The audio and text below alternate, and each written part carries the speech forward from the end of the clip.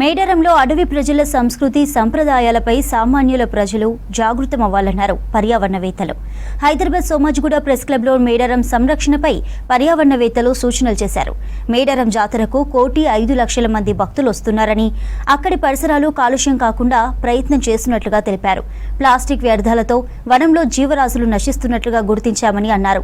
జాతరకు వెళ్లే భక్తులు అక్కడ మొక్కలు నాటితే పొల్యూషన్ తగ్గించవచ్చని సూచించారు పర్యావరణవేత్తలు.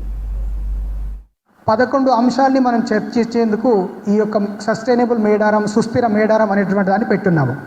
1,40,00,000 మంది మన మేడారం జాతరకి రావడం జరిగిందని మన యొక్క లెక్కలు చెప్తున్నాయి. 105 కోట్ల బడ్జెట్ అలొకేట్ చేసి స్పెండ్ చేసినట్టుగా మన ఫైనాన్సెస్ చెప్తున్నాయి. వీటి అవుట్పుట్ వచ్చినటువంటి ఆ చెత్త చెదారం కాకుండా మంచి చేయాలంటే ఎలా చేయాలి? మహామేడారం జాతరని ముట్టుకోవడం ఎవరి తరం కాదు అని అది దాని యొక్క మ్యాగ్నిట్యూడ్, ఆ యొక్క ఈవెంట్ యొక్క పెద్దతనాన్ని చూసి మనం ఒప్పుకోవాలి. కానీ ఇప్పుడు మనం ఏం చేస్తున్నాం? 2006 దాకా మళ్ళీ ఆగి మళ్ళీ ఆ మహాప్రమాదం లాంటి ఆ పండుగ వచ్చేదాకా వెయిట్ చేద్దామా? ఈ 2 సంవత్సరాల్లో కూడా అక్కడ ఉన్న మనుషుల్ని సైనికుల్లా తయారు చేసి ఒక సస్టైనబుల్ మేడారం, సుస్థిర మేడారం యొక్క శిశుక్షితులైనటువంటి ఒక సైనికులా చేసి దాన్ని మంచి మేడారం అయినటువంటి ఒక నమ్మకాన్ని ప్రజలకు కలుగజేద్దామా? కానీ జాతర అయిపోయినాక చూస్తే అది మహా డంప్ యార్డ్గా కనిపిస్తుంది. ప్లాస్టిక్ బాటిల్స్ కావచ్చు, లేకపోతే పొలాలలో ఒక ఎకరంలో ఒక బస్తడు సీసాలు, పగిలిపోయిన సీసాలు కనిపిస్తుంటాయి. అక్కడ చిలకలగుట్ట అసలు అక్కడ పవిత్ర జలం అంటారు. అక్కడ కూడా మొత్తం వాటర్ పొల్యూషన్ చాలా జరుగుతుంటుంది.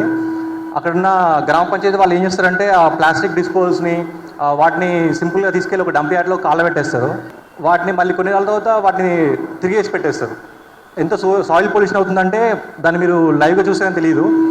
అక్కడికి వచ్చే భక్తులను పర్యావరణం వైపు మళ్లించే ప్రయత్నం అన్నట్టు. అక్కడికి వచ్చే భక్తులు ఒకసారి అక్కడ మట్టి తీసి ఒక మొక్క నాటినాక దాన్ని వాళ్ళు ఫోటో దిగి ఇక్కడ సోషల్ మీడియాస్లో ప్రచారం చేసుకున్నాక ఇంకో సంవత్సరం వచ్చేసరికి వాళ్ళకు ఆ ప్రవృత్తి పెరుగుతుంది, పర్యావరణం మీద రెస్పెక్ట్ పెరుగుతుంది. తద్వారా వాళ్ళు నెక్స్ట్ టైం వచ్చినప్పుడు వాళ్ళు ప్లాస్టిక్ బాటిల్ పడేయడానికి కూడా ఆస్కారం ఉండకుండా జరుగుతుందని ఆలోచిస్తున్నాను. అంతా ఈ ప్లాస్టిక్ ఉంటే ఎక్కడ ఏది మొక్క రాదు ఇక్కడ. అలాంటి దానికి ఇప్పుడు మేము మేడారం వెళ్ళి ఏం చేద్దాం అనుకుంటున్నాం? పర్యావరణం కాపాడడం అందరూ అంటారు, ఇచ్చేస్తారు. మా ఉద్దేశం ఏంటంటే అక్కడున్న గ్రామ ప్రజలకి ఉపాధి కల్పిస్తాం. దేంతో బయట నుంచి వచ్చి ఏదో తీసుకొచ్చి వస్తువులతో కాదు, అక్కడున్న వస్తువులతో. అక్కడ అరటాకులు దొరకచ్చు, లేకపోతే తాటాకులు దొరకచ్చు.